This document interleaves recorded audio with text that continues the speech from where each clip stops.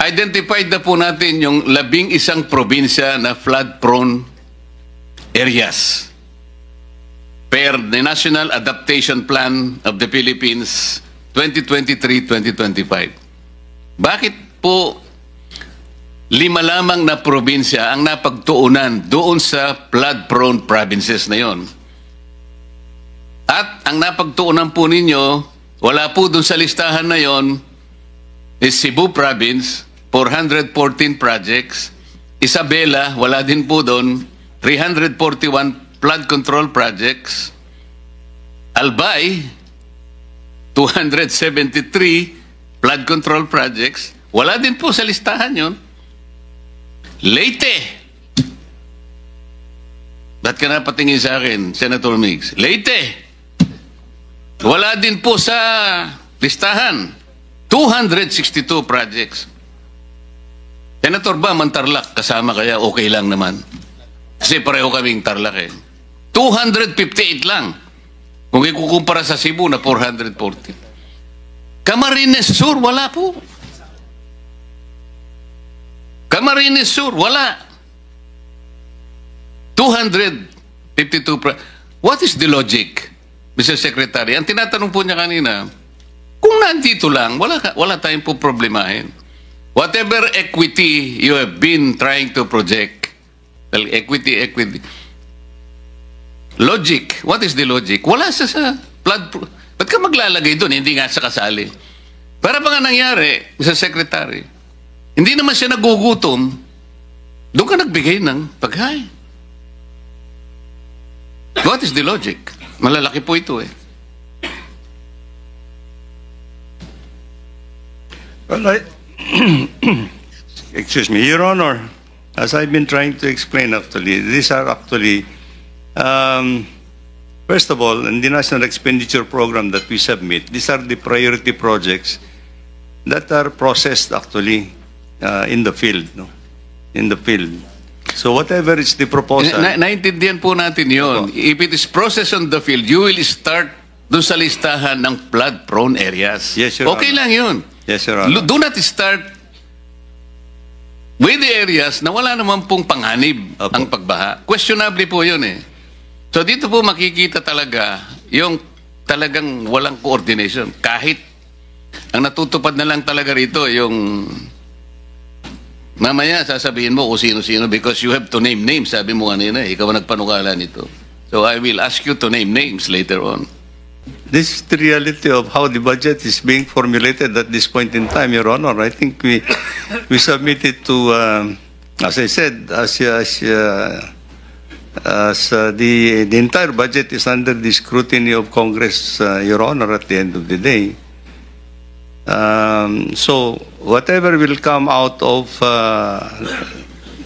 in the law, in the General Appropriations Act, would be the projects that we implement, Your Honor. Ito yung, Mr. Secretary, ito yung Toktokan Interceptor Phase 3. Ito yung manggagaling sa Talayan Floodgate to San Juan River. Ang problema, yung Phase 1 at saka Phase 2, tapos na eh. Hindi kailanman magkakaroon ng kabuluhan itong Phase 1 and Phase 2 hanggang hindi mo nakukomplete yung Phase 3. Ang Phase 3 is about 300 million. So wala. Kahit nakompleto mo yung Phase 1 and Phase 2, walang mangyayari sapagkat wala yung Phase 3. Bakit ganito yung...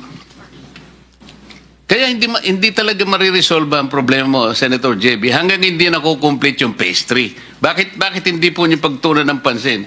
Ito pa, Mr. Secretary, meron kayong interceptor project dito sa Antipolo na kung saan doon ako nakatira sa village namin. Kapag ka yung ulan talaga pa, naging 30 minutes to 1 hour, tuloy-tuloy. Nako, hindi na ako makakalabas ng village, Mr. Secretary. Ganito yung ginawa ninyo eh. Yung project involves the interconnection of water tributaries in La Colina and Mayamot areas in the city of Antipolo. Kinukolekta yan para lamang padaanin do sa Munting Dilaw, traversing creeks in 24 villages in Cainta. Imelda Avenue tsaka Marcos Highway. Anong klaseng, hindi ko maintindihan ang logic nitong interceptor na ito. Yun pong MacArthur Highway, malapit lang sa Marikina River. Isang medyo malaki-laking, ano tawag doon?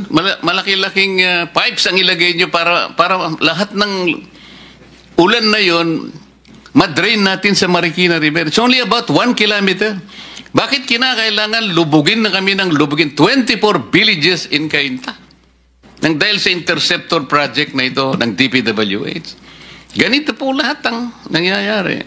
It all starts actually doon po sa project implementing unit. At whoever is implementing the project, Your Honor, from the supervisor, the project engineer, accountant, and everybody, including the final payment. The final analysis, actually, may pipirma ho kung sino yung pipirma, accountable for pipirma kung sino na nabayaran yung project, na ghost project. Well, I'm sure that many people actually will be involved in the process, Your Honor, and this is what we want to intend actually to find out in our investigations right now. According sa makapal na memo na to, from the central office all the way down to the DE, meron na silang quality control. So, my point, Sec, no, I don't know kung mahaba o maikli yung answer dito. Pero if you find the ghost, yung point nga ni Senator Bram, grabe yung dami ng taong nakisama doon. But having said that, Sec, nakalagay dito sa memo nyo that the quality control should be submitted all the way up to the USEC. So lahat ng completed, meron ng report ang USEC. From the top, there are quality assurance units that the department would field in looking at some of the projects. Not all the projects, Your Honor, because there are thousands of projects that we implement in a year. So there is yung quality assurance units namin would go into a region. So, assuming, Sec, na hindi lahat may quality assurance, pero reporting-wise, lahat ng completed, umaakit yan, di ba? Yes po, yes. Oh, so, until what point ang kailangan may physical na na-verify? So, if the DE reports that it's finished, it's a district engineer project, or the regional office says kompleto to, pag nag-report siya sa ASEC, titignan ba nung ASEC yun, or he'll take the regional directors? I think yun yung gusto namin maklarify para alam namin kung sino ipatatawag namin. Yes. Meron po yung quality assurance unit in all levels, Your Honor. Meron sa district office, meron din sa regional office, and meron din sa national level, Your Honor. So the national level will not be able to cover everything. So we just the quality assurance units, if the project is being implemented by the district, then the quality assurance unit of the district will be the one to make the report. If it is going to be implemented by the region. Presidente na nagsabi at kayo na nagsabing mukhang may ghost. Opo. But it's been 3 weeks since the SONA. Yes, All you have to do naman is tell them nasan yung report na tapos kunan nyo ng picture. Yes, Hindi ba nung years ago, because nangyari na to, may requirement na kayo na 0%, 50%, 100% kinukunan yon? Yes po. O tinanggal nyo ba yung requirement na yon?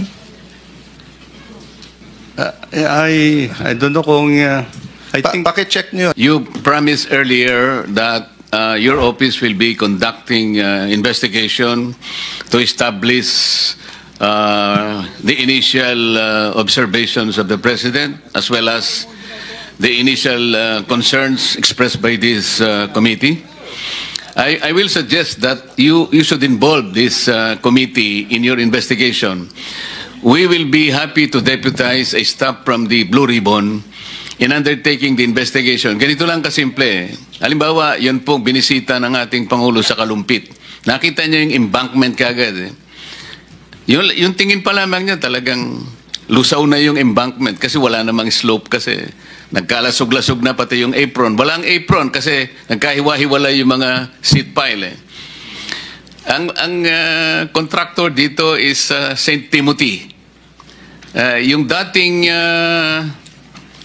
director ninyo, district engineer, Henry Alcantara was suddenly transferred as assistant regional director sa Region 4A. Kailangan siguro magkaroon tayo ng explanation bakit mabilisan siyang inalis.